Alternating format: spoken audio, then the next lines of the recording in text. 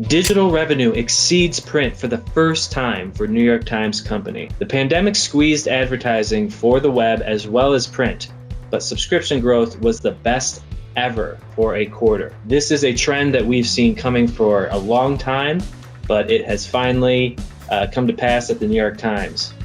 Let's read on and look at some of the numbers here.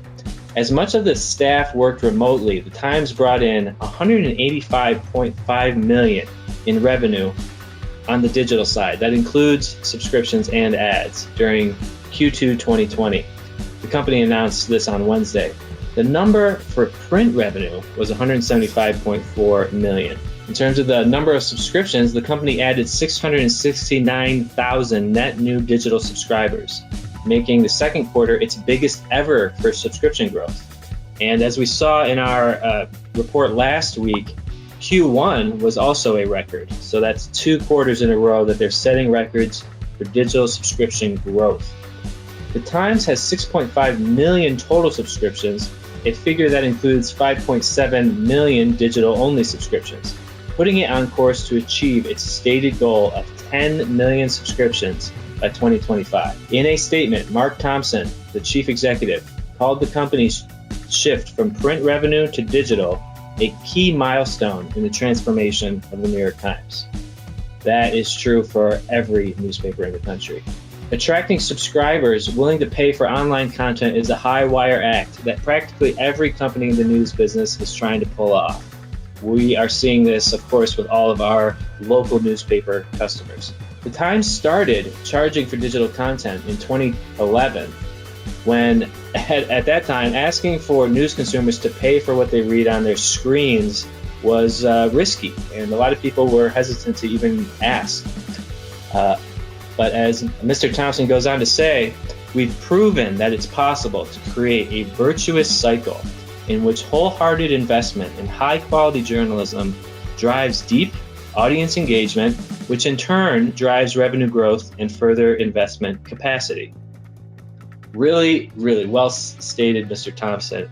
And this is what we believe is the way forward for all newspapers. We've been saying this for decades, that digital subscriptions and reader revenue needs to be a core component of any newspaper digital business model.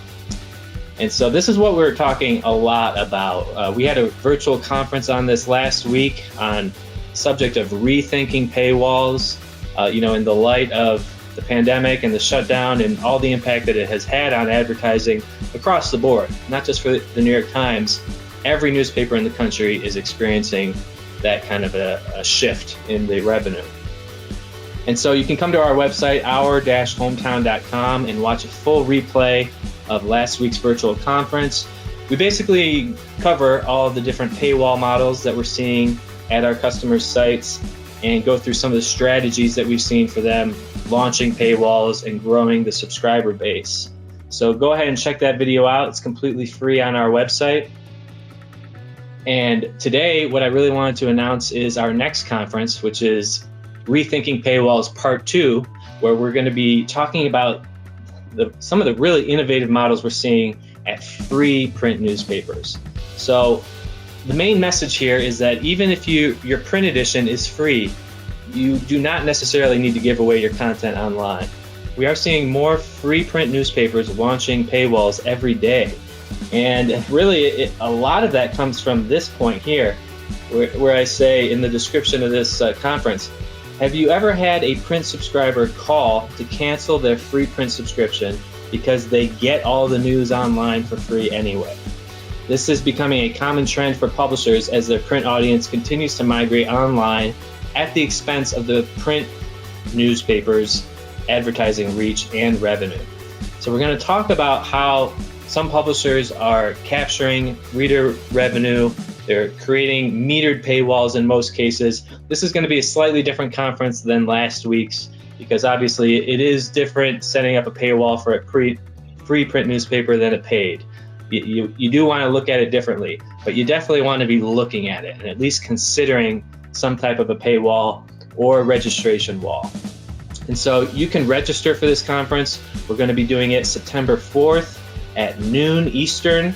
That's a Friday, please go ahead, go to ourhometown.com/virtual-conferences to register.